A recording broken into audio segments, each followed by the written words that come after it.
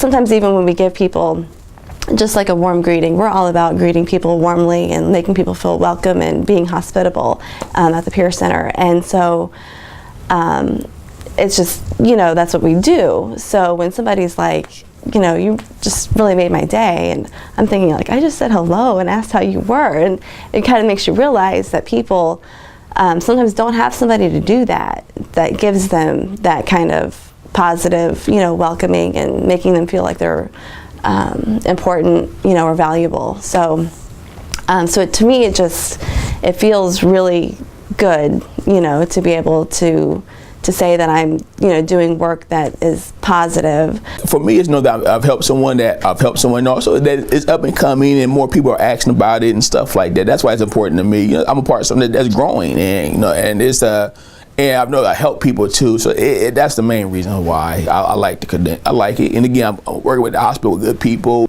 Be an advocate for people to actually stand up for people and speak out where possibly they don't have a voice or are unable to speak up for themselves. And I promote advocacy in my meetings. We have power within us. We're not different in any way. When you see someone and you get someone and they're at their worst, and maybe as a step down or discharged from a hospitalized setting, and you see them through work with the providers and the peer and just that collaborative work, and you see them grow in their recovery, that's the reward. That's the reward. That's what matters.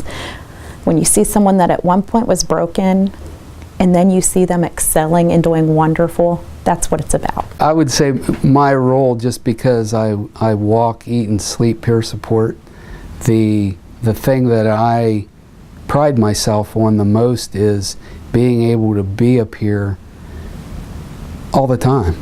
I mean, it's not something I turn on or turn off. We talk about how recovery is possible, and that recovery is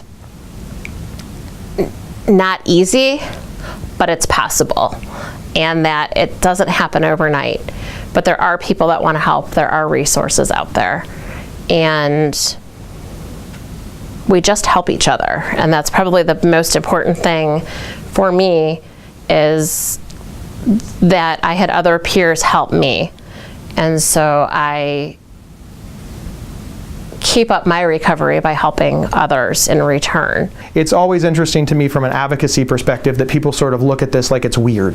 Like, well, wait a minute, we have, people with mental illness, addiction, and trauma helping people with mental addiction, illness, and trauma. That's not a good idea. That's not a good idea.